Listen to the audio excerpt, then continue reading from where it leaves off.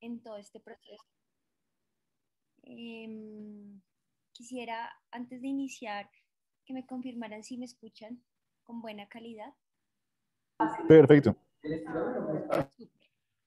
Entonces, quiero agradecerles esta invitación. Tengo un poquito de gripa, entonces la voz no se escucha tan bien.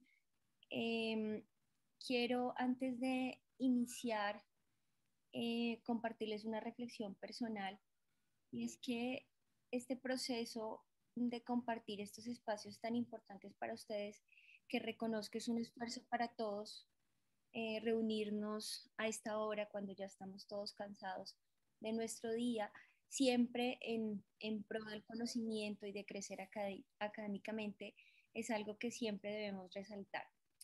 Y preparar para ustedes estas conversaciones, para nosotros como docentes, siempre es un crecimiento personal. Entonces, el agradecimiento es por supuesto recíproco, y para mí es realmente muy importante verlos crecer en conjunto.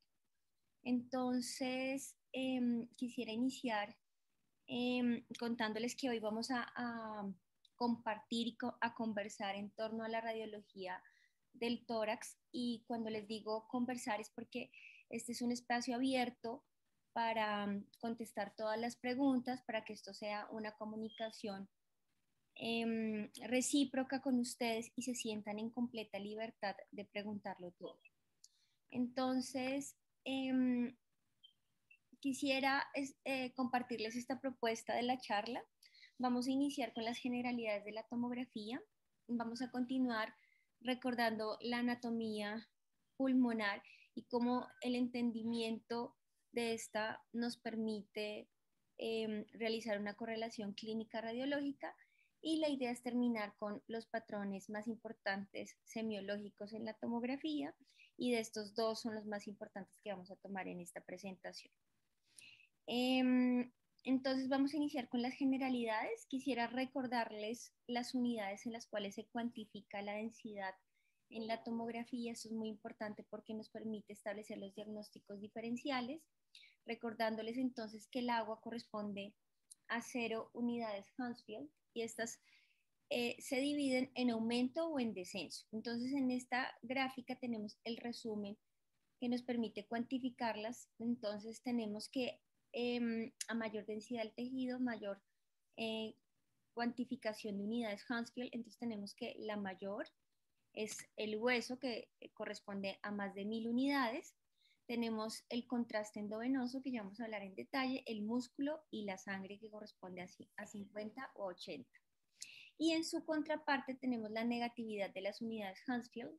De estas, el aire corresponde a menos de 1000 unidades Hounsfield, el pulmón normal de 700 a 900 y el tejido graso a menos 100.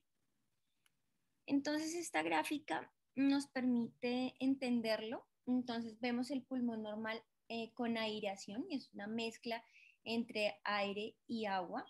Entonces esta mezcla entre aire y agua pues nos da alrededor de menos 700 y menos 900 unidades Hounsfield. En contraparte tenemos más de 1000 unidades en el hueso, como lo vemos acá, el músculo 50 unidades, la grasa menos 100, y vemos que el contraste nos da 300. En la parte de abajo de la gráfica tenemos la sangre, que nos da 50-80 en la aorta, y el agua, que corresponde en esta gráfica o en esta tomografía a un derrame pleural, pues corresponde a 0 unidades. El aire menos 1000, y eso pues nos permite realizar la localización y la identificación de las diferentes estructuras. Entonces esto es un repaso para ustedes. Entonces esto es súper importante aprenderlo de memoria. Entonces les traje este pequeño repaso. Entonces, el agua corresponde a 0. Entonces, en el lado izquierdo les voy a poner en la diapositiva la contraparte, y en el lado derecho las unidades extremas. Entonces, el agua corresponde a 0. La sangre corresponde a 50 y a 80, entre 50 y 80. Y el fémur, o la densidad ósea corresponde a más de 1000.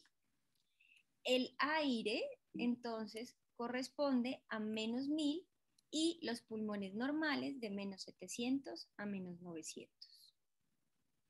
Bueno, entonces vamos a hablar de los protocolos que utilizamos y cuándo decidimos colocar o no contraste, que esto es una pregunta muy frecuente en nuestra práctica diaria y es a quienes le pedimos la tomografía con contraste. Entonces, para determinar cuál es el protocolo de la realización de la tomografía, pues tenemos que tener en cuenta tres cosas principales. La primera es si le vamos o no a colocar contraste endovenoso.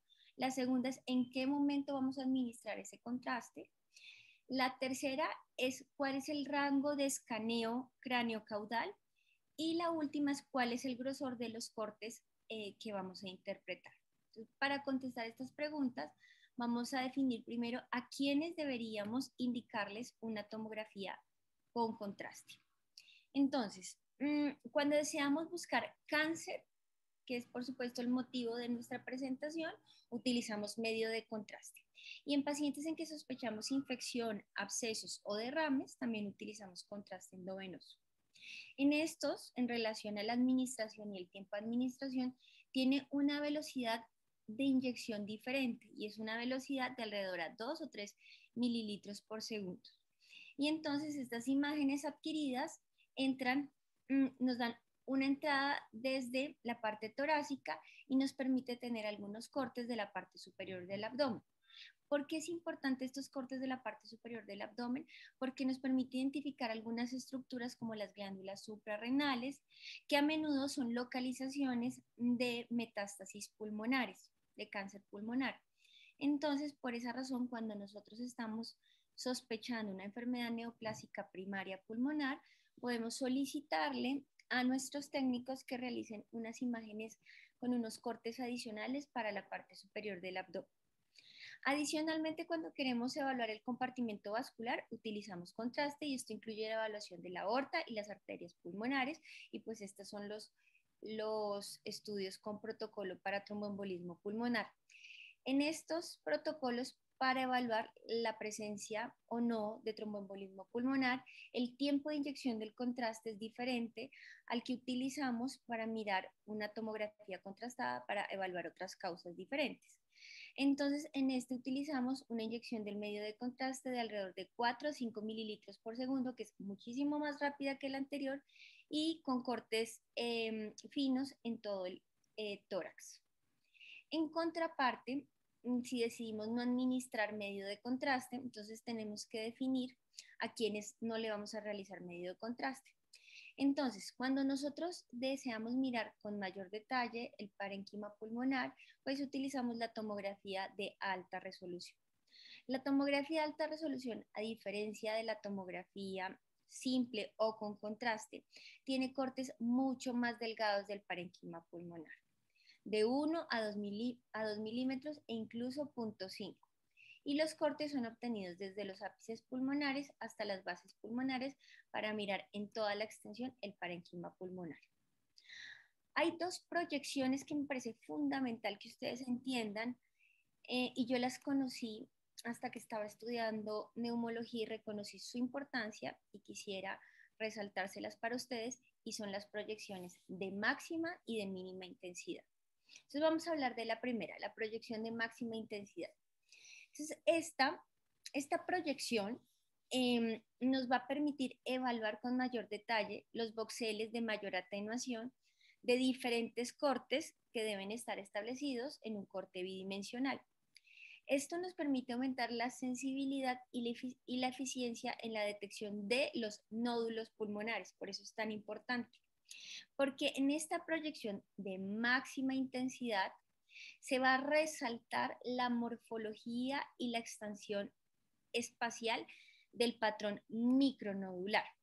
Por esa razón les traje estos ejemplos en el que en esta primera gráfica vemos un nódulo pulmonar que podría pasar desapercibido o puede no ser reportado en la tomografía y si tenemos la proyección, entonces logramos identificarlo en esta de máxima intensidad y fíjense cómo se ve con mayor claridad. Esto nos permite aumentar la sensibilidad en la detección de los nódulos pulmonares. A propósito del módulo de cáncer que estamos evaluando. Les traje este otro siguiente ejemplo, y es que fíjense en esta primera gráfica. En esta tomografía vemos esta imagen nodular circunscrita que es interpretada como nódulo pulmonar.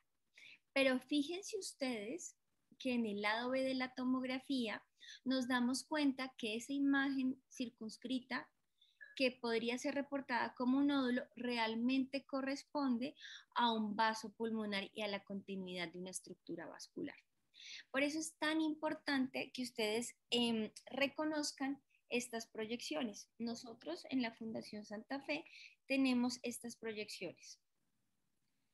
Listo. Y les traje un tercer ejemplo, que es un nódulo pulmonar que está localizado en el lóbulo superior izquierdo, que está señalado por esta flecha, que en el informe y en el reporte inicial no se logra describir, pero si ustedes lo miran después, pues se describe. La siguiente proyección es la proyección de mínima intensidad, es decir, lo contrario, pero no menos importante porque tiene otras indicaciones.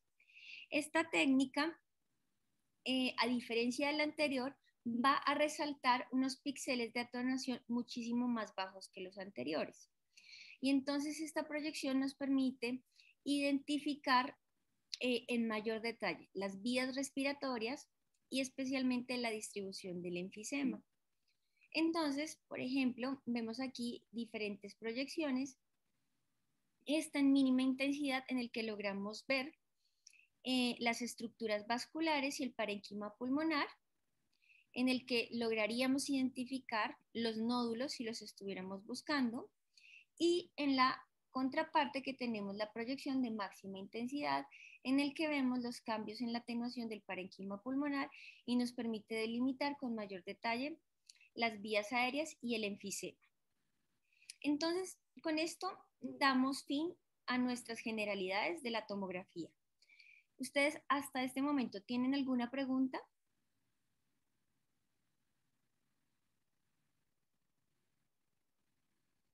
Te escucho, Yair, te escucho.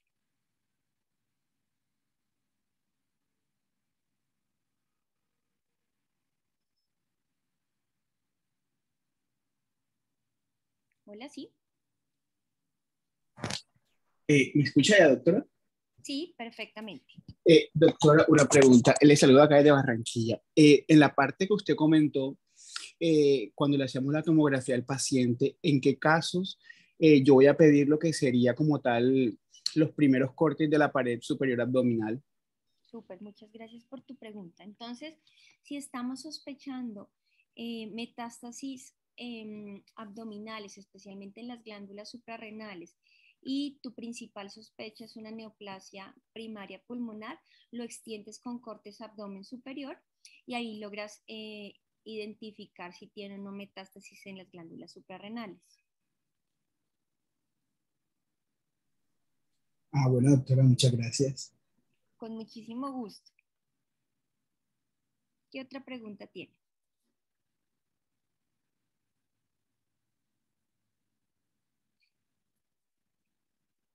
Bueno, entonces vamos a continuar con la anatomía pulmonar, especialmente el lobulillo secundario. Y en esto quiero ir muy despacio, ¿sí? Porque quiero que quede perfectamente entendido, porque esto nos permite entender la última parte, que son los patrones radiológicos.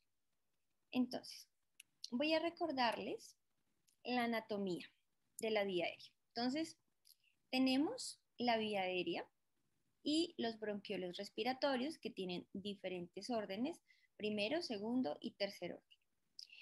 En los bronquiolos respiratorios, que en total son todos los bronquiolos terminales, en los bronquiolos respiratorios tenemos la aparición de los sacos alveolares.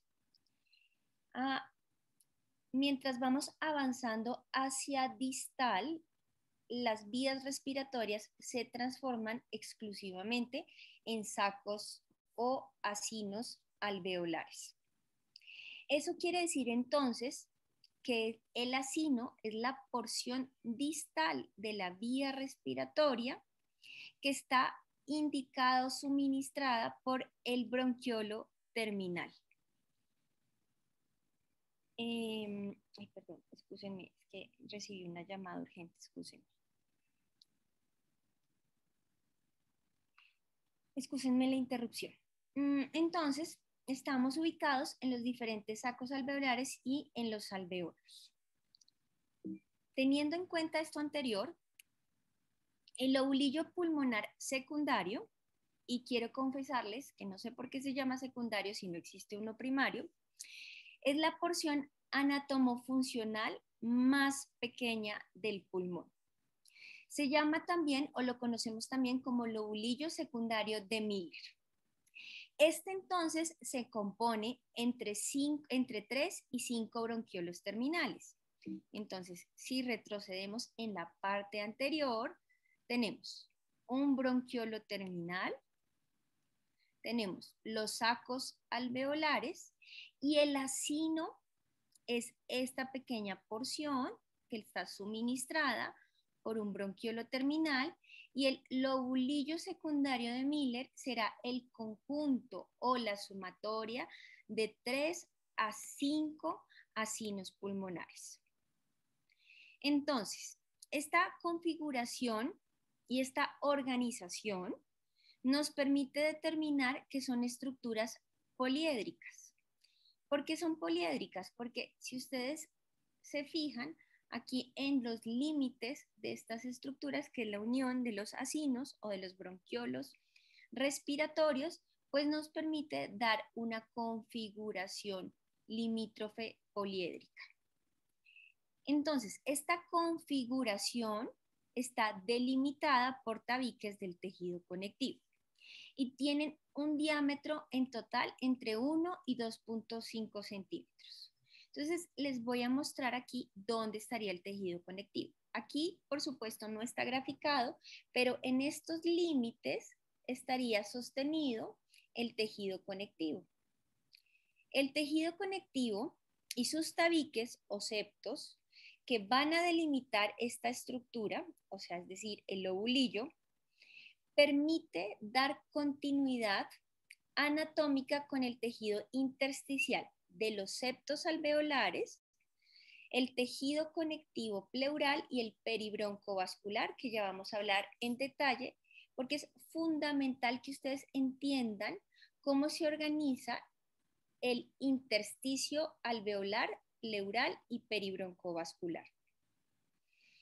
Quiere decir entonces que en el centro del lobulillo se va a situar la arteriola y el bronquiolo terminal, que sería aquí en esta partecita. En la periferia del lobulillo se van a localizar las venas y los conductos linfáticos. Venas y conductos linfáticos. Y en el interior del lobulillo van a estar los septos interlobulillares, que van a separar cada lobulillo secundario, que serían aquí. Entonces, yo quise hacer por primera vez esta diapositiva y quise graficarles como yo entiendo la estructura pulmonar. Entonces, esta es la figura poliédrica que les estoy contando, que delimita cada lobulillo secundario de Miller. Aquí tenemos un lobulillo, acá tenemos otro lobulillo, acá tenemos otro lobulillo, ¿sí? Esta es la visión frontal, pero acá quise graficarles cómo se vería en tres dimensiones, que es la vida real. Entonces, esto que les grafiqué en gris hace referencia a un acino. Y les explicaba entonces que el lobulillo secundario de Miller es la unidad anatomo-funcional más pequeña, compuesta por 3 a 5 acinos pulmonares. Acá tenemos 1, 2, 3, 4 y 5. Por supuesto, para permitir el intercambio gaseoso, en el centro, como una estructura tridimensional estará la arteriola, que es lo que permite el flujo sanguíneo capilar y el intercambio gaseoso, y alrededor justo contiguo a la arteriola principal del lobulillo estará el bronquiolo terminal, que es quien está suministrando los diferentes acinos pulmonares de esta estructura, ¿sí? En la periferia se localiza el vaso linfático, que tiene como función el drenaje de esta estructura en total, y las vénulas. Esto entonces genera una configuración poliédrica que por supuesto no es exacta, pero tiene unos límites claramente establecidos. Esos límites anatómicos establecidos van a estar sostenidos por el intersticio o tejido conectivo, que se los quise graficar como unas líneas negras. Entonces, entendiendo lo anterior, existirán septos interlobulillares, es decir, los que dividen este lobulillo de este lobulillo y de este lobulillo, y algunos septos intralobulillares, que no se los grafiqué, pero estarían acá, que nos permite dar sostén a la estructura intralobulillar. ¿De acuerdo? Si nosotros nos ubicamos en esta estructura e imaginamos esta estructura grande, pues aquí en la periferia estaría la pleura, y esto se daría contigüidad con el intersticio que también sostiene los grandes vasos o los vasos de mayor tamaño. Y ya lo vamos a ver con mayor detalle. Y esto en general tiene un diámetro de alrededor de 1 a 2.5 centímetros, dependiendo de la composición interna del lobulillo secundario. Entonces, hasta acá, ¿está absolutamente clara la estructura pulmonar, especialmente del lobulillo secundario de Miller?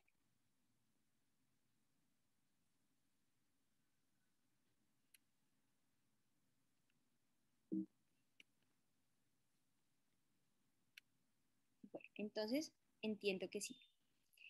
Esta otra gráfica la tomé de internet y no pude referenciarla porque no aparece el autor, pero me parece muy bonita para graficarles lo anterior.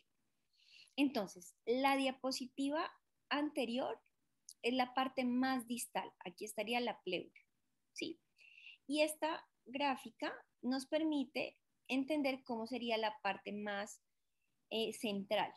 Entonces, aquí tenemos los bronquiolos nuevamente, con este diámetro. Se van ramificando, ¿sí? Y al ramificar se va disminuyendo en diferentes segmentos. Y entonces aquí tenemos la estructura del lobulillo secundario. Esta es la pleura visceral, que es muy delgada, y los septos de tejido conectivo que separan cada lobulillo. Imagínense ustedes que aquí estarían los lobulillos que les dibujé en esta diapositiva anterior, estarían localizados aquí. Luego, esto es el centro del lobulillo. Aquí estaría la arteriola y el bronquiolo terminal, que es este, ¿sí?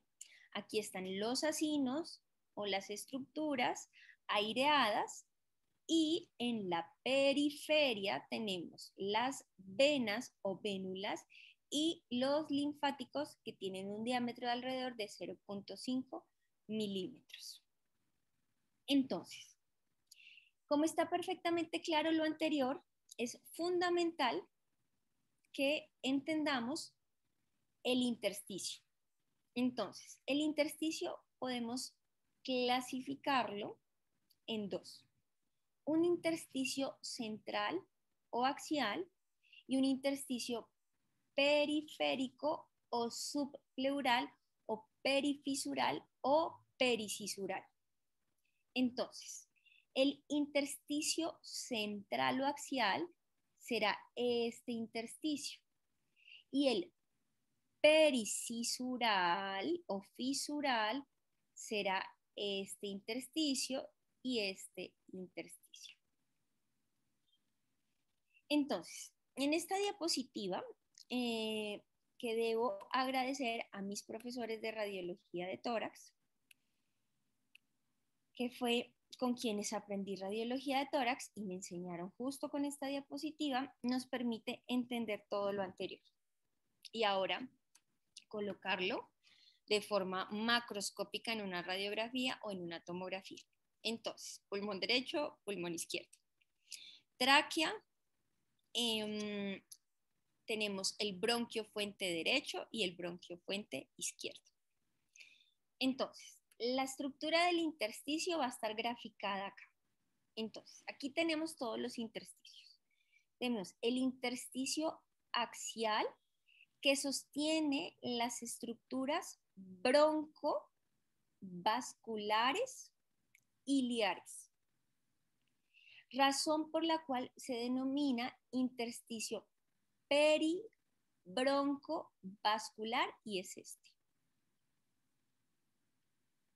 Y es este intersticio, ¿de acuerdo? O sea que todo lo que ustedes logren localizar en la tomografía o en la radiografía, en esta localización, podrán denominarlo peribroncovascular. Ahora tenemos el otro intersticio, que es el intersticio periférico o subpleural o pericisural. Y ese intersticio es este que está graficado acá. Es el intersticio subpleural que además permite la división de las cisuras pulmonares, ¿sí?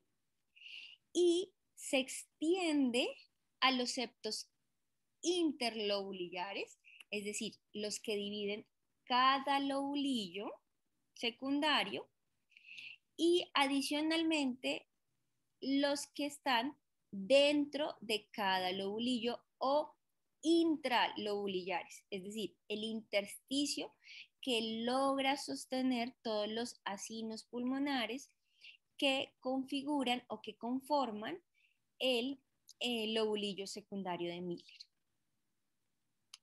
Entonces, en esta siguiente gráfica, que está publicada en un artículo de Chest reciente que les puedo compartir si lo requieren, pues nos permite graficar lo anterior. Entonces, les repito, tenemos de afuera hacia adentro el intersticio periférico o subpleural que se da continuidad con el intersticio interlobulillar, es decir, entre cada lobulillo, intralobulillar dentro de cada lobulillo, y tenemos el intersticio o el tejido conectivo o el compartimento intersticial central o peribroncovascular. Listo. Entonces, ya lo vimos graficado y ahora vamos a traerlo a las tomografías. Listo. Entonces, en estos tres cortes de tomografía vemos pulmón derecho y en su contraparte estaría el pulmón izquierdo. Listo. Esta parte proximal central, ¿sí?, que corresponde a la primera ramificación de la vía aérea o el bronquio fuente derecho, esto que envuelve y sostiene esta estructura aérea será, y que está señalado por la flecha amarilla, será el intersticio peribroncovascular, ¿correcto? Y aquí esto es vía aérea porque tiene densidad de aire, y esto es un vaso sanguíneo también proximal.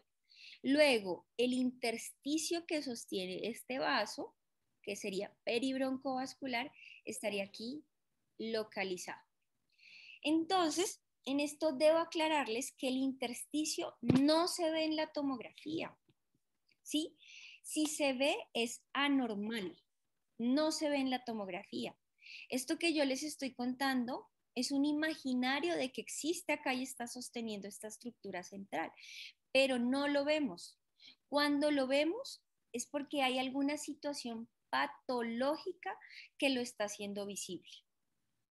Entonces, en esta primera gráfica nos imaginamos y entendemos el intersticio peribroncovascular, ¿sí? Sosteniendo esta estructura aérea y esta estructura vascular. ¿Listo? Y en esta vemos otros vasos sanguíneos que estarían aquí localizados y estarían aquí localizados. Y estas flechas nos señalan el intersticio que está sosteniendo estos vasos sanguíneos o estas estructuras vasculares. Ahora, el intersticio periférico, ¿sí? Es decir, el intersticio subpleural, pericisural, interlobulillar o intralobulillar estaría en la periferia del pulmón, por supuesto, entendiendo lo anterior. En situaciones normales no se ve.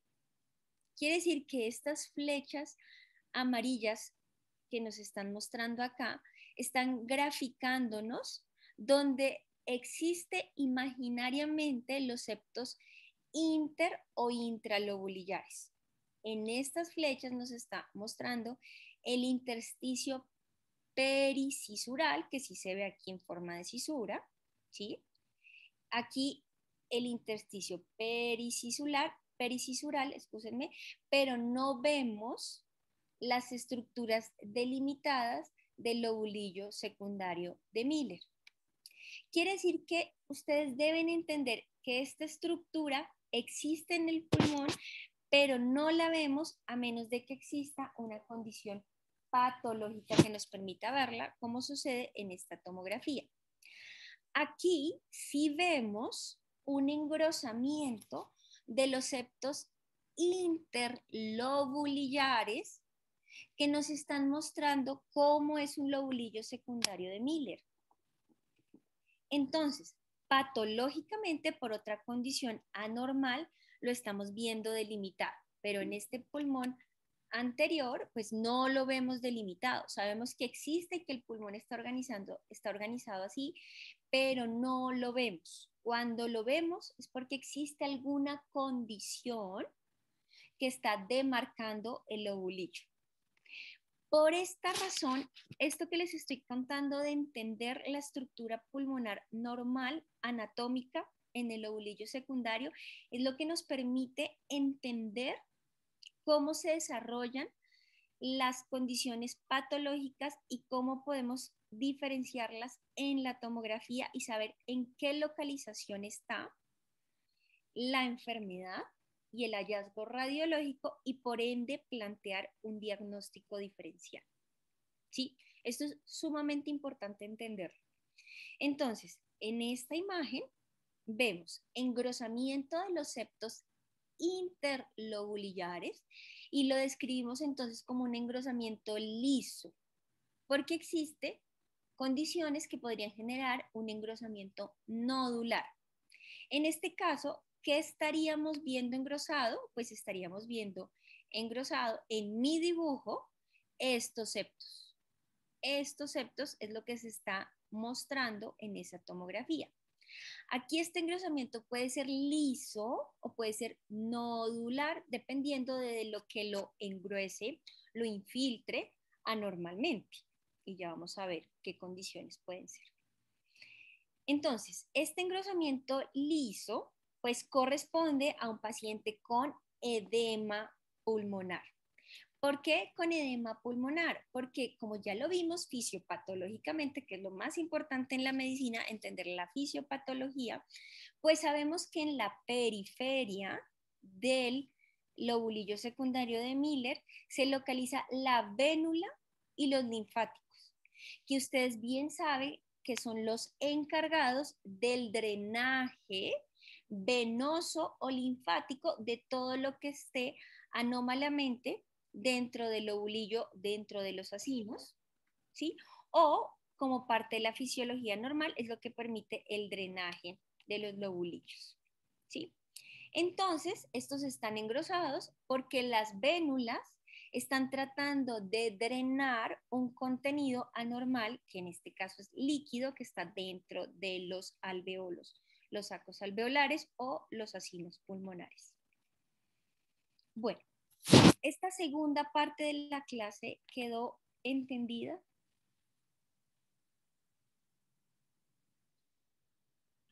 Sí, doctora, todo muy claro hasta el momento. Súper, muchas gracias.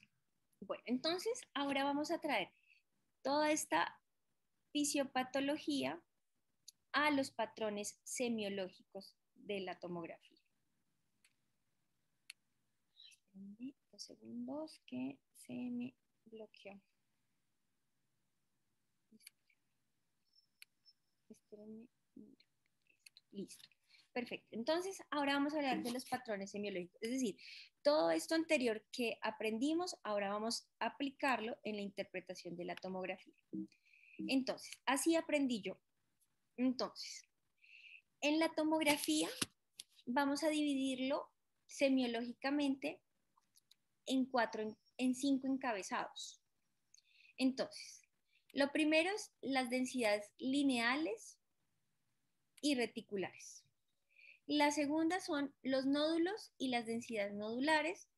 La tercera es el aumento de la atenuación pulmonar.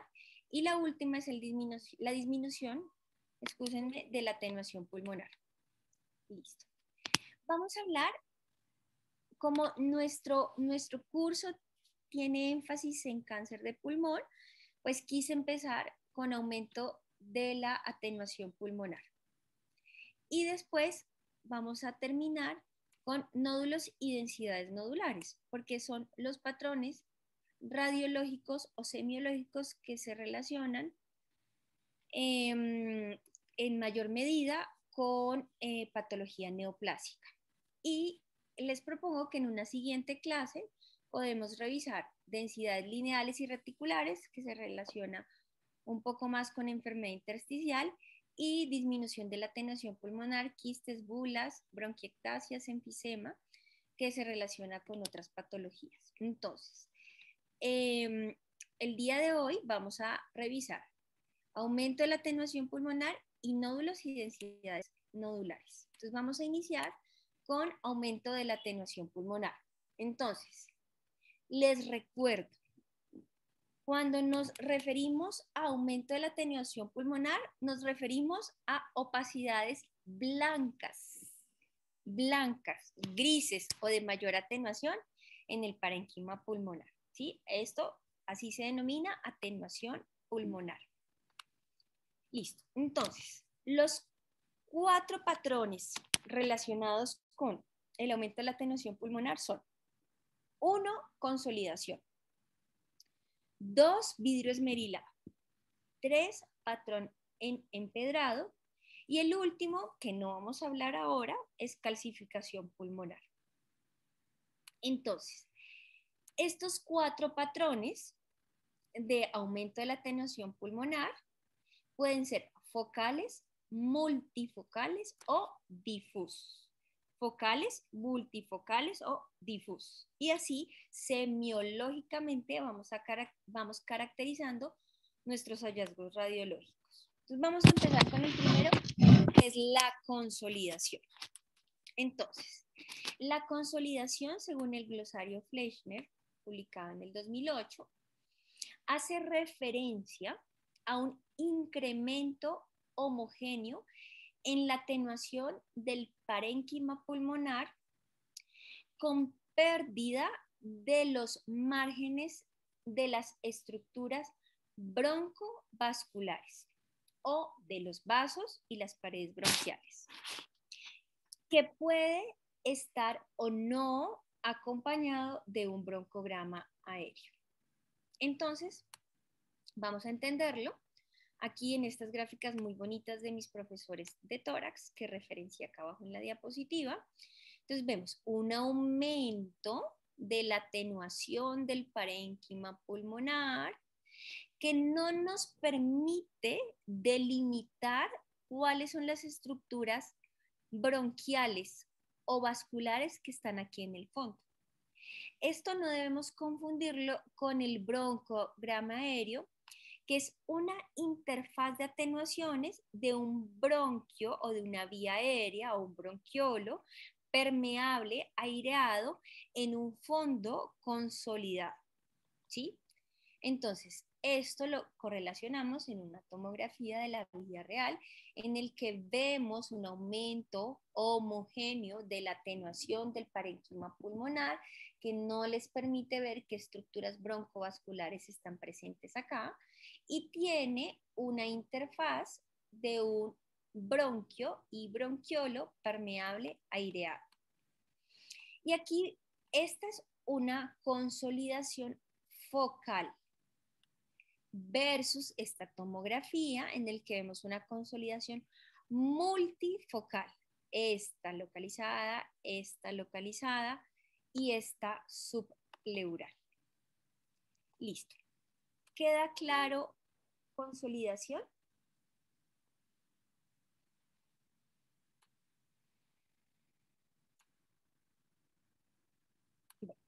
Entiendo que sí. Entonces, listo. Entonces, vamos a seguir ahora con el siguiente patrón, que es el patrón en vidrio esmerilado o en vidrio deslustrado, que también lo pueden encontrar así. Entonces, ay, perdón, listo. Entonces, el vidrio esmerilado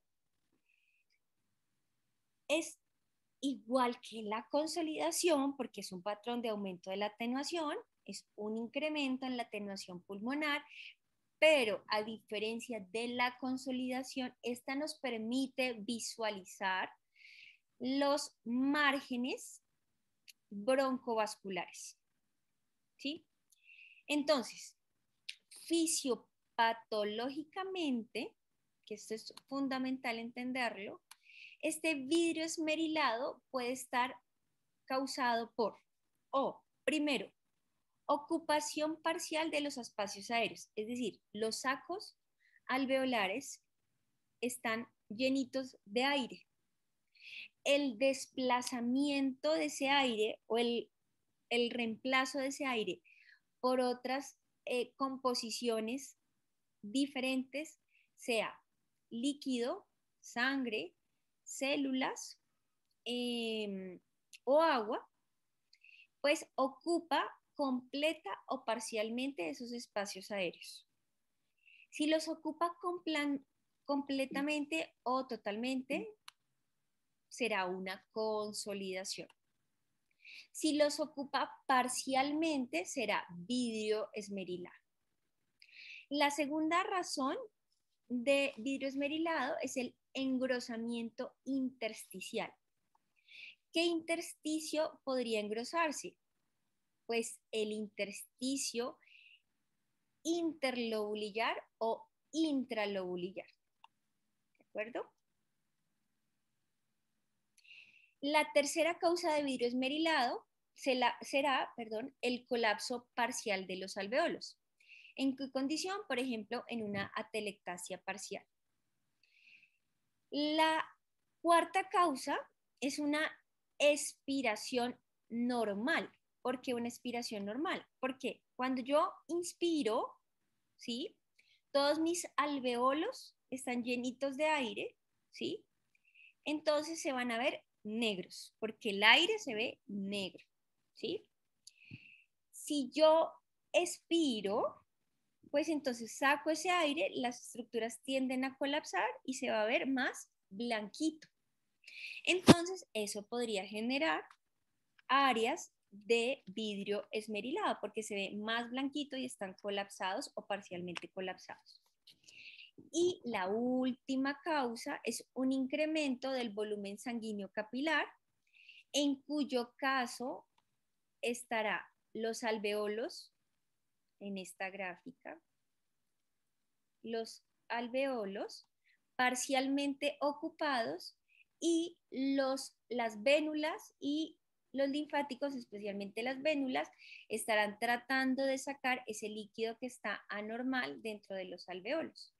Por eso, la última causa de vidrio esmerilado es un incremento del volumen sanguíneo capilar. Listo. Porque va a verse mucho más blanquito. Entonces, esto es un vidrio esmerilado. para los que no lo conocen. Entonces, un vidrio esmerilado es una interfaz que oscurece, pero nos permite ver qué hay de fondo en este vidrio. Por esa razón, nos permite ver las estructuras broncovasculares que están en el fondo. Estos cambios de vidrio esmerilado reflejan la enfermedad en 3 partes del lobulillo secundario de Miller.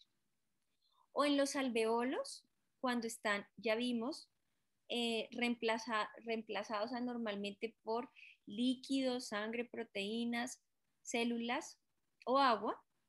En las pequeñas vías aéreas, cuando estas siguen ocupadas, o en el intersticio, que ya vimos. O sea, cuando ustedes ven un vidrio esmerilado en una tomografía, tienen que pensar sistemáticamente en que el problema puede estar en 3 partes, o en los alveolos, o en las pequeñas vías aéreas, o en el intersticio. ¿De acuerdo? Listo. Entonces, aquí les traje unas gráficas que me parecieron muy bonitas y muy explicativas, que nos permite ver cuál es la diferencia entre consolidación y vidrio esmerilado. Entonces, esto es un bronquiolo terminal, esto es un bronquiolo respiratorio, estos son los sacos alveolares, esto podría ser un lobulillo secundario de Miller, otro lobulillo, otro lobulillo. Aquí diferenciando o delimitando cada uno de estos están los septos intralobulillares y separando cada lobulillo están los septos, perdón, acá estarían los septos intralobulillares y separando cada lobulillo estarían los septos interlobulillares, ¿correcto? El vidrio esmerilado nos refleja la ocupación de estos sacos alveolares parcialmente o el engrosamiento de los septos. Entonces, este es el patrón de vidrio esmerilado. Fíjense ustedes estas sombras dispersas o difusas en el parénquima pulmonar, pero que les permite a ustedes diferenciar este vaso, este bronquio, algunos septos inter o intralobulillares. ¿Correcto? Y entonces, ya les contaba que lo que puede llenar anormalmente los alveolos o la vía aérea, pues puede ser sangre, líquido, proteínas o células. Sangre en una hemorragia alveolar, líquido en un edema pulmonar, células en los tumores, en las causas neoplásicas. ¿Y cuáles me faltan? Sangre, líquido, células. ¿Y cuál me falta? Bueno, entonces vamos a hablar de líquido. Entonces, este es el concepto del alveolo medio lleno de líquido. Entonces, ay, Jeremy, ¿sí? ¿Te escucho? Sí, sí, doctora, yo tengo una preguntita. En la fisiopatología del COVID, ¿qué nos explica el patrón de virus esmerilado? Sí, en la fisiopatología del COVID es inflamación. Como la infección por COVID es neumonía, ¿sí? Los sacos alveolares están llenitos de un exudado inflamatorio, que si nosotros le hiciéramos una biopsia a ese pulmón y lográramos sacarlo intacto, veríamos entonces cómo están los saquitos alveolares de exudado, detritos, macrófagos, neutrófilos, incluso sangre porque los capilares están destruidos, entonces permiten la permeabilidad vascular, incrementan la permeabilidad vascular y los alveolos están llenos. Entonces, en una neumonía completa en el que los alveolos se llenaron completamente, como en este lado derecho de la gráfica en el que se llenaron completo, pues se ve una consolidación. En la infección por COVID, en el que hay un llenamiento parcial de los alveolos por un exudado inflamatorio, pues vemos vidrio esmerilado. Listo, doctora, gracias. ¿Responde? Súper, listo. Entonces, fisiopatológicamente, ¿cómo se desarrolla el vidrio esmerilado? Pues ustedes ven que blanco completamente son los alveolos llenos, ¿sí? Y el contraste de la vía aérea, que sería el broncograma aéreo, con los sacos alveolares blanquitos, pues nos da esta imagen de consolidación con broncograma aéreo. Versus estos alveolos que están llenitos parcialmente, que nos da la figura del contraste de grisecito, que sería el vidrio esmerilado, con completamente negro, que es todavía la vía aérea, que sigue permeable o aireada, pero que contrasta en la misma localización anatómica, y esto genera el patrón radiológico de vidrio esmerilado.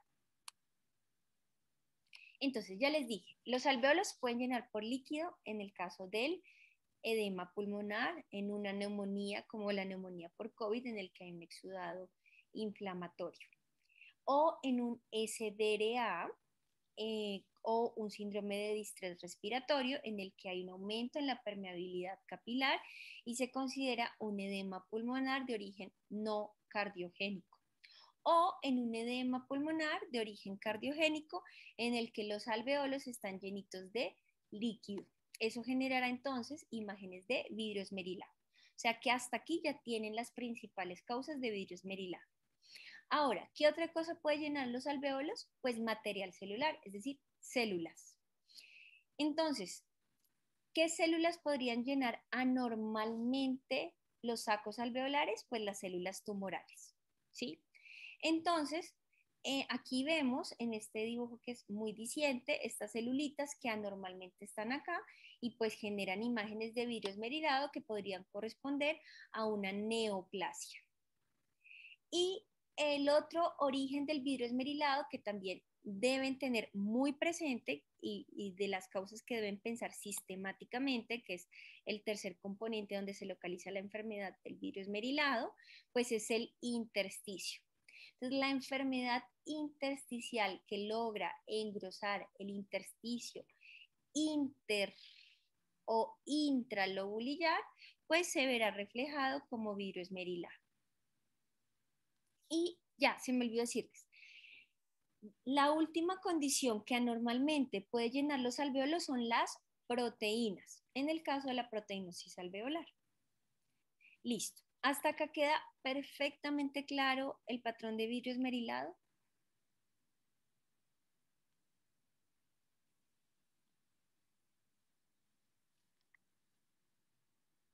Sí, doctora, pues de mi parte estaba muy claro, sí. Listo, súper. Bueno, perfecto. Entonces, ahora vamos a seguir con el patrón en empedrado. El patrón en empedrado también es conocido como empedrado loco o crazy baby. Entonces, si entendemos el vidrio esmerilado y entendemos la fisiopatología y entendemos la estructura del lobulillo secundario de Miller, podemos entender por qué se desarrolla el patrón en empedrado. Entonces, el patrón en empedrado se define según el glosario Fleischner como un engrosamiento de los septos inter e intralobulillares superpuestos sobre un fondo de opacidad en vidrio esmerilado. O sea que este patrón combina el intersticio con el alveolo, o sea, el componente o el compartimento intersticial con el compartimento aéreo. Entonces, entendiendo eso, ya sabemos qué probables condiciones patológicas pueden afectar los alvéolos y el intersticio. Entonces, esto es un patrón que nos denota un contorno geográfico y que nos demarca claramente el pulmón normal y anormal. Y en este patrón, el problema está en el compartimiento intersticial y en el espacio aéreo. Entonces, este es el patrón de pavimento loco, que de allí viene su similitud radiológica.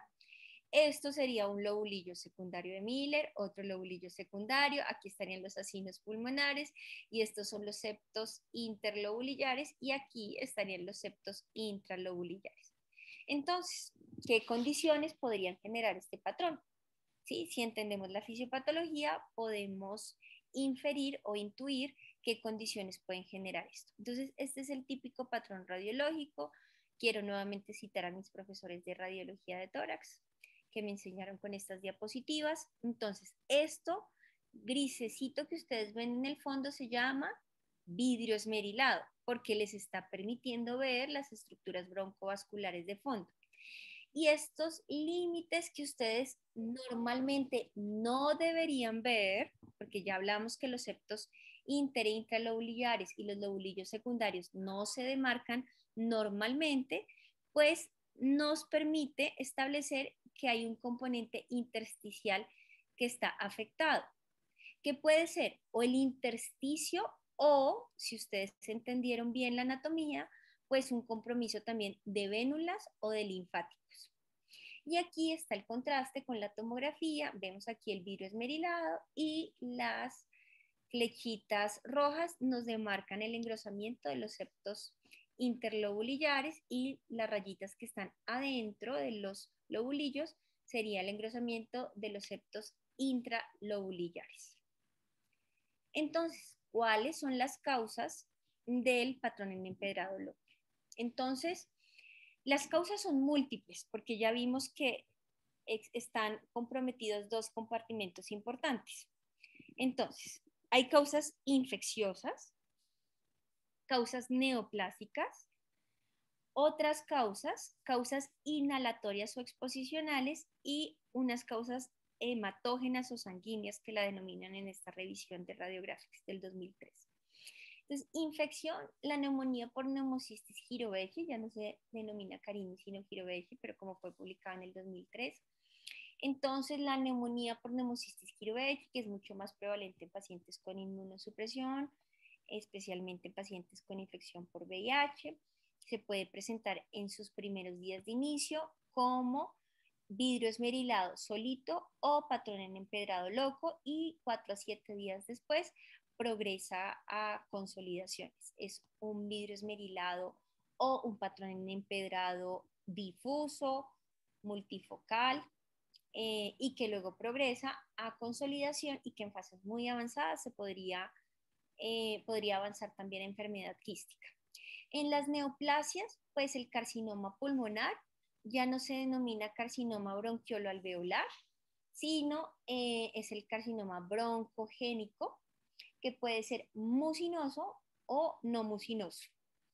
Especialmente el mucinoso, que produce mucina, es un adenocarcinoma, pues nos genera un patrón radiológico muy puntual de empedrado.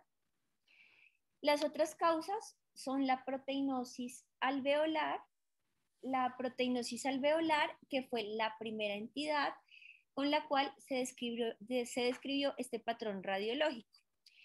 Entonces, la proteinosis alveolar se describe por primera vez más o menos en 1950, y entonces nosotros asociábamos exclusivamente el patrón en empedrado loco como igual a proteinosis alveolar. Esta es una entidad que genera una acumulación anormal de proteínas dentro de los sacos alveolares o de material glicoproteináceo que tiñe muy bien y nos permite pues determinar que los sacos alveolares están anormalmente ocupados por proteínas. ¿Y cuál es la razón por la cual se presenta este patrón? Pues es la respuesta normal de los linfáticos y de las vénulas tratando de drenar este material anormal en los sacos alveolares, que en este caso es proteínas. Por eso lo que ocupa los alveolos pues pues en este caso, en esta condición, son las proteínas, y la razón por la cual están engrosados los linfáticos y las vénulas pues son estos tratando de extraer o de limpiar todo eso que está en los alveolos.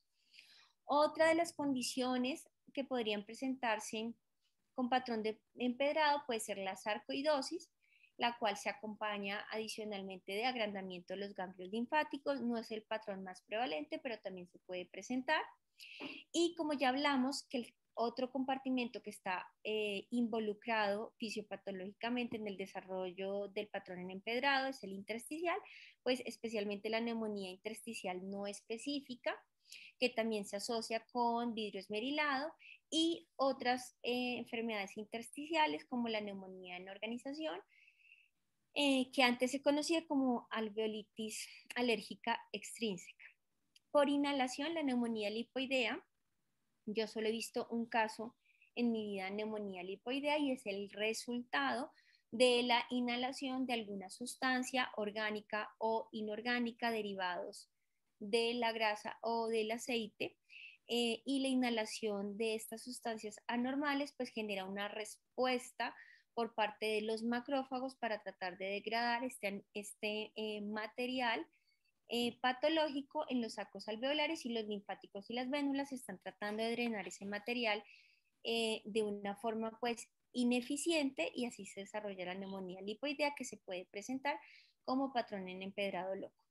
Y las últimas causas, que las denominan como causas sanguíneas, son el SDRA, que les contaba que es el síndrome de distrés respiratorio, que es un edema pulmonar no cardiogénico, en el que los alvéolos pues están llenitos de líquido, ¿sí? Por aumento de la capilaridad pulmonar, que puede ser por causas pulmonares o extrapulmonares como sepsis, choque, pancreatitis, quemaduras, contusiones, trauma.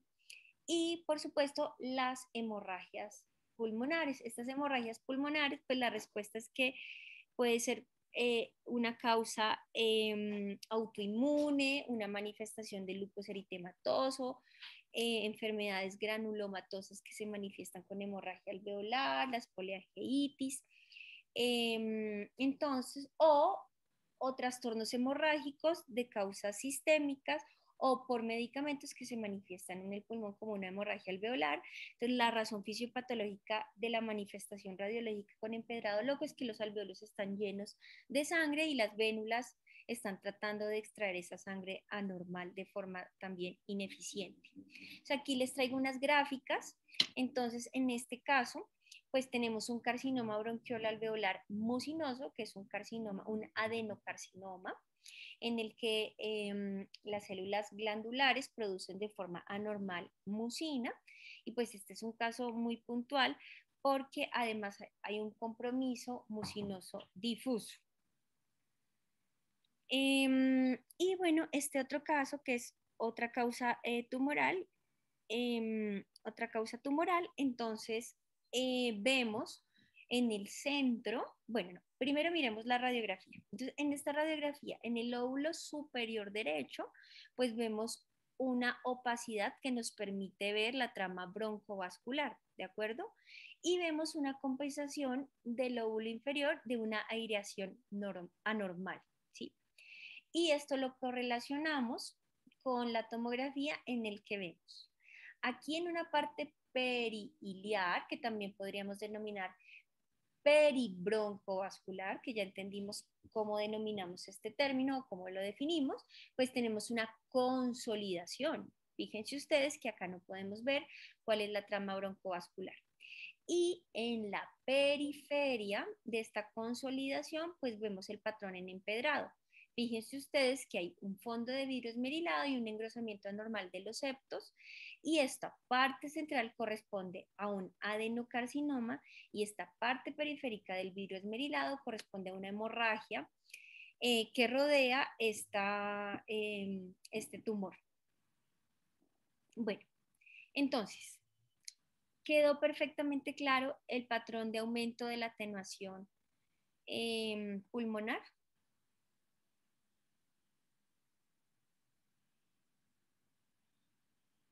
Sí, doctora.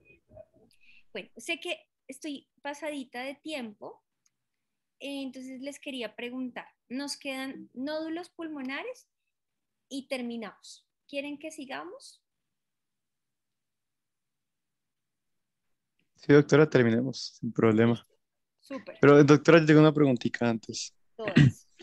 En el caso de una hemosiderosis pulmonar, Sí, veríamos el patrón anterior, ¿cierto? sí, wow, ¿qué tal esta pregunta?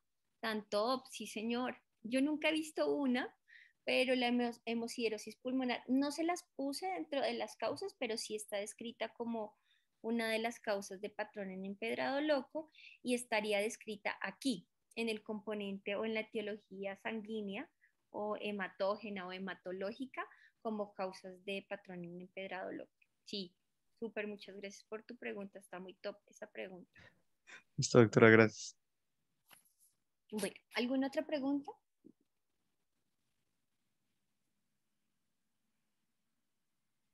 Entonces, vamos a continuar. Entonces, ya sé que ha sido mucha información, pero quisiera pedirles su especial atención para este último patrón porque es supremamente importante.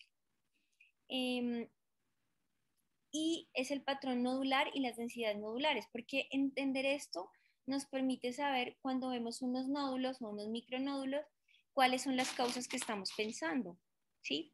Y pues de eso depende el tratamiento y el abordaje, por supuesto.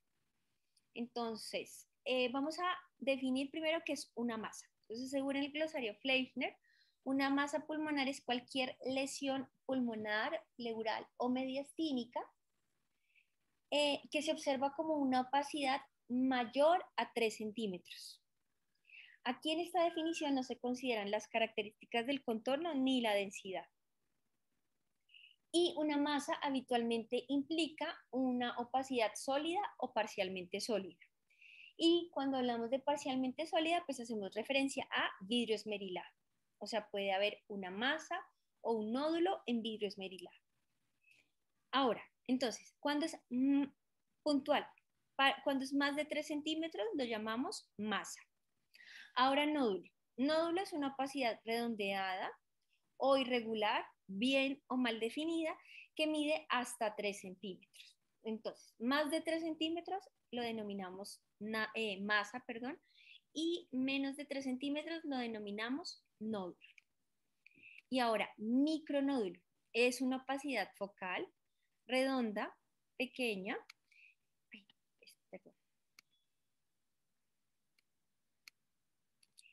Es una opacidad focal redonda pequeña y se recomienda utilizar este término especialmente para las opacidades menores a 3 milímetros, ¿correcto? Entonces, básicamente, yo siempre les digo que en nódulos existe la regla del 3. Más de 3 centímetros, menos de 3 centímetros y menos de 3 milímetros, para que se lo aprendan. Listo. Entonces, el patrón nodular. Se denomina patrón cuando hay múltiples nódulos, por supuesto, ¿sí? O de lo contrario, solamente un nódulo, como lo hablamos.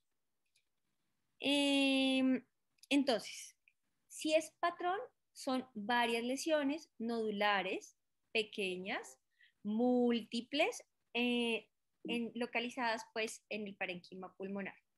¿Cómo vamos a caracterizar el patrón nodular? Primero, por tamaño, que ya lo hicimos, ¿de acuerdo?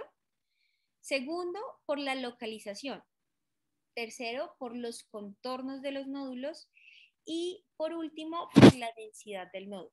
Densidad sólida, parcialmente sólida o con un componente sólido y parcialmente sólido.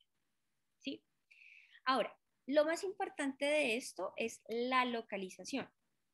Y entonces, cuando yo les digo localización, no me estoy refiriendo a la localización dentro del parénquima pulmonar total, o sea, subpleural, difuso, superior, inferior, en el lóbulo superior, en el medio, no.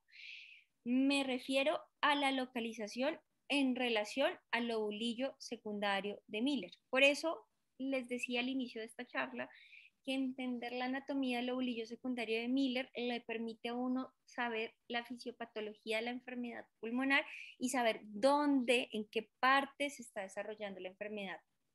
No es lo mismo que se desarrolle en la vía aérea a que se desarrolle en el intersticio, ¿sí? Entonces, cuando hablamos de nódulo, vamos a hablar de la localización de este nódulo o de este patrón nodular de acuerdo al lobulillo secundario de Miller. Es decir, este micronódulo, en qué parte del lobulillo secundario de Miller se está localizando. Entonces, allí lo podemos dividir en centrilobulillar, es decir, en el centro del lobulillo secundario, en donde anatómicamente están localizados la arteriola y el bronquiolo terminal. O sea que en este patrón nodular, ¿dónde estaría el problema? Pues o en la arteriola o en el bronquiolo terminal. Tenemos el patrón perilinfático, es decir, ¿dónde estaría localizado el nódulo? Pues en la periferia, donde están los vasos linfáticos. ¿Dónde está el problema? En el vaso linfático. O en la periferia del del lobulillo secundario, o aleatorio, que no se localizan en el centro, en la periferia, no hay relación con el lobulillo. Listo, entonces vamos a hablar del primero, que es el centrilobulillar. Entonces, aquí nuevamente quiero agradecerles a mis profesores de radiología de tórax, porque con esta diapositiva aprendí. Entonces, y aquí lo cité al final de la diapositiva. Entonces, este es el bronquiolo terminal, estos son los bronquiolos respiratorios, aquí estarían los acinos pulmonares, este es el lobulillo secundario de Miller, esta es la pleura, este es el septo interlobulillar, este es el intersticio periférico y este es el intersticio peribroncovascular. ¿Dónde está localizado el problema acá? Pues en el centro del lobulillo. O sea, aquí están los micronódulos. Y que lo pueden ver en esta imagen, pues que no se ve tan clarito, pero todas estas opacidades o densidades que ustedes ven acá, que algunas son irregulares, se están localizando en el centro del lobulillo, ¿sí? O sea que de acuerdo a esto, ¿dónde estaría localizado el problema y cuáles podrían ser los diagnósticos diferenciales de las causas del nódulo centrilobulillar? Pues solamente puede estar el problema en dos compartimentos, en el bronquiolo terminal o en el compartimento vascular. Entonces, llevo mucho de la presentación, pero quiero devolverme a mi dibujito. Entonces, en mi dibujito, el nódulo centrilobulillar estaría aquí, en el centro del lobulillo. O sea que, ¿dónde está el problema? O en la arteriola o en el bronquiolo terminal. O sea que ustedes tienen que tener en su mente, cuando ven un nódulo centrilobulillar, que el problema solo puede estar en estas dos situaciones, en estos dos compartimentos. O sea que todas aquellas entidades que generen manifestaciones en estos dos compartimentos, pues generarán un reflejo radiológico de un nódulo centrilobulillar. Entonces, ¿cuáles son las causas? Si el problema está localizado en el bronquiolo terminal, pues puede ser una infección bacteriana, ¿sí? Puede ser una infección por micobacterias, que, perdón, es la principal causa, o sea, las micobacterias tuberculosas, una aspergilosis broncopulmonar alérgica, porque la aspergilos tiene fisiopatológicamente el mecanismo de transmisibilidad aerógena, una fibrosis quística por dilatación de los bronquios, asma, una panbronquiolitis, una neumonitis por hipersensibilidad, en el que hay una exposición alergénica externa que permite una manifestación de granulomas en la vía aérea, una bronquiolitis aspirativa, es decir, la broncoaspiración, la microbroncoaspiración, genera nódulo centrilobulillar. Una neumonía intersticial linfocítica es otra de las causas. Estas son las causas bronquiolares.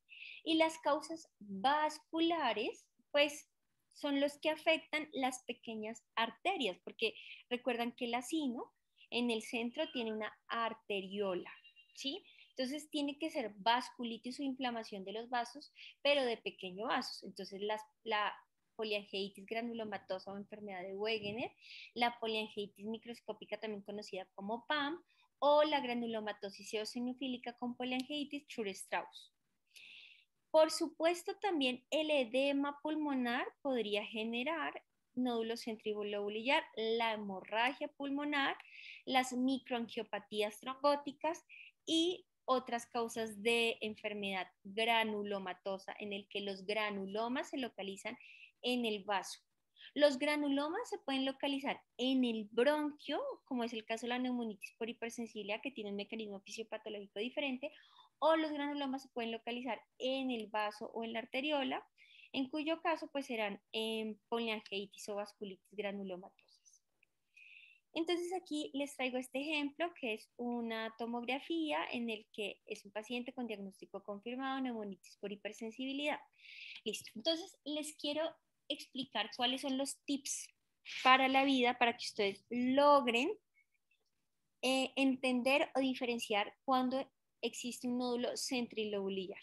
Entonces, la primera condición es que si ustedes entendieron bien la fisiopatología y la anatomía del lobulillo, saben que el lobulillo no llega hasta la periferia del pulmón, no toca la pleura, porque al tocar la pleura, pues está el intersticio subpleural o periférico. El lobulillo no alcanza a tocar la pleura porque el compromiso está en el centro del lobulillo. Entonces, la primera condición para que ustedes puedan diferenciar un nódulo centrilobulillar es que no toque o respete la pleura. Entonces, fíjense ustedes como aquí el espacio subpleural, que generalmente es de 2 a 3 centímetros, no toca la pleura, no hay nódulos subpleurales. Lo segundo es que si nosotros nos ubicamos en nuestra grafiquita, pues, perdón, me voy a revisar, me voy a regresar otra vez, pero en nuestra grafiquita recuerden ustedes que está el centro del lobulillo y aquí equidistante está otro centro del lobulillo. Aquí está la pleura. Por eso el centro del lobulillo no toca la pleura. Por eso si el nódulo está localizado en el centro del lobulillo, pues no tiene por qué tocar la pleura. Y lo segundo es que cada centro del lobulillo está equidistante al otro. O sea que para que ustedes puedan reconocer que es un nódulo centrilobulillar, tienen que estar equidistantes, ¿sí? Y con esto ustedes logran saber que es un nódulo centrilobulillar y saben que el problema está en el centro del lobulillo, ya sea en la arteriola o en el bronquio. Entonces, si ustedes se fijan, de aquí a acá hay el mismo espacio, de acá a acá está el mismo espacio, de aquí a aquí está el mismo espacio. Tenemos otro ejemplo de una poliangitis eosinofílica o un síndrome de Chur-Strauss. Aquí ven que hay unos nódulos mal definidos en vidrio esmerilado, con densidad de tejidos blandos. Y aquí lo pueden ver en este corte coronal en el que ustedes ven que los nodulitos están equidistantes entre sí. Si ustedes logran medir la distancia entre estos dos, están equidistantes y no tocan la pleura. En este puntualmente, adicional al nódulo, se ven unas densidades lineales ramificadas y este patrón, que es el nodulito centrilobulillar más una densidad lineal, se denomina árbol en gemación. Entonces, el árbol en gemación son estructuras ramificadas centrilobulillares que semejan un árbol en gemación. Y entonces, esta es la mejor gráfica para entender esto. Entonces, esto imagínense que es un bronquiolo respiratorio o un bronquiolo terminal. Estas son las ramificaciones y estos son los acinos pulmonares. Todas aquellas entidades que comprometan la vía aérea, es decir, desde el bronquio, bronquiolo hasta la periferia de los acinos, pues generarán esta figura o esta manifestación radiológica semiológica que es el árbol en gemación. Entonces, igual que nosotros, el patrón en empedrado loco o crazy paving lo asociábamos casi directamente a la proteinosis alveolar.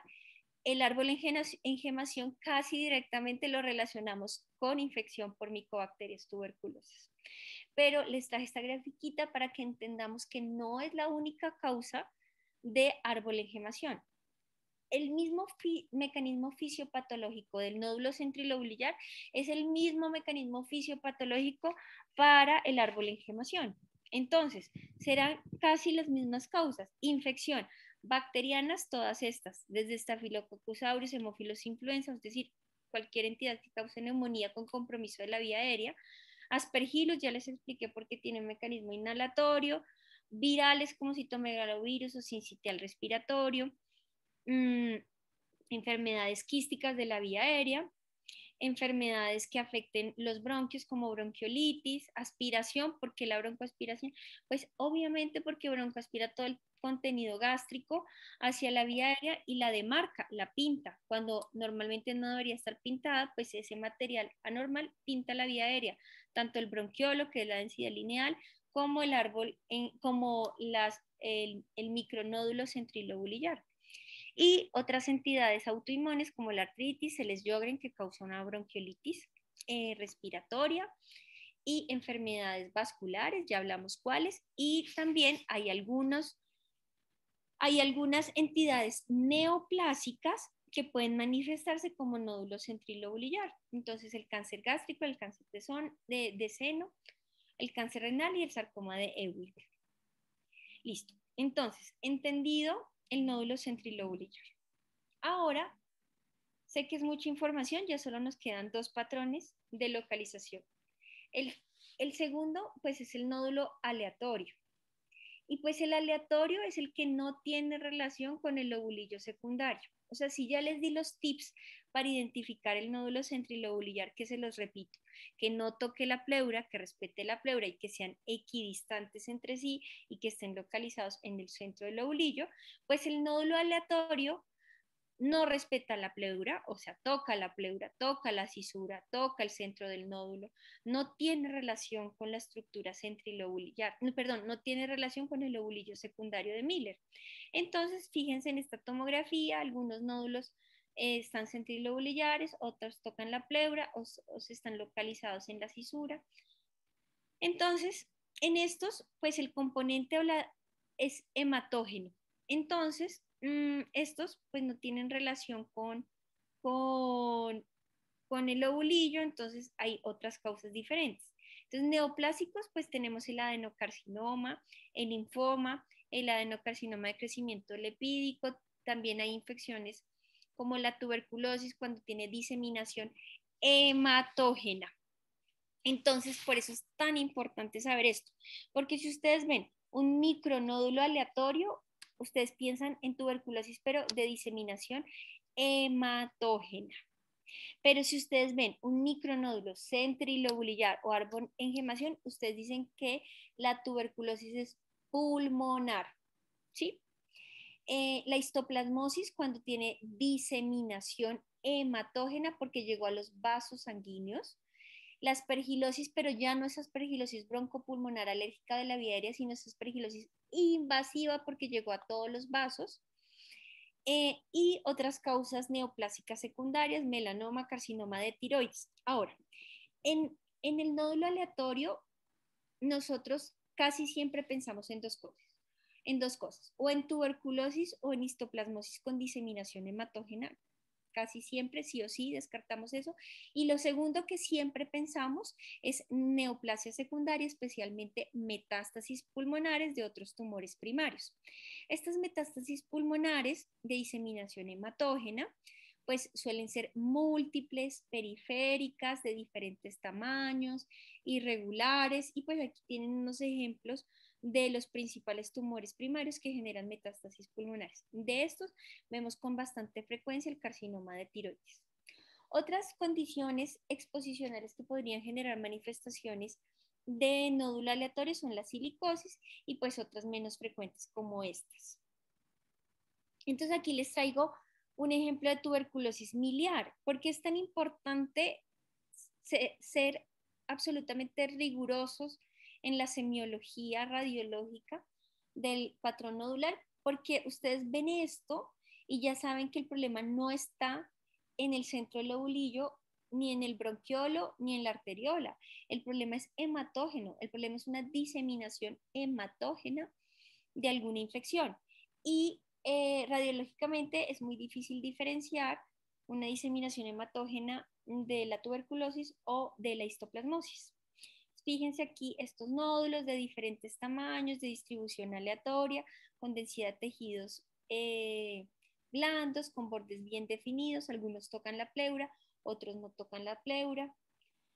Y esta era tuberculosis y este es una metástasis de cáncer de seno con diseminación hematógena, como les he contado. Entonces, fíjense que son nódulos de diferente tamaño, también de densidad de tejidos blandos, de distribución aleatoria. Fíjense aquí hay uno aquí en el centro del lobulillo, pero hay otros subpleurales y otros pericissurales.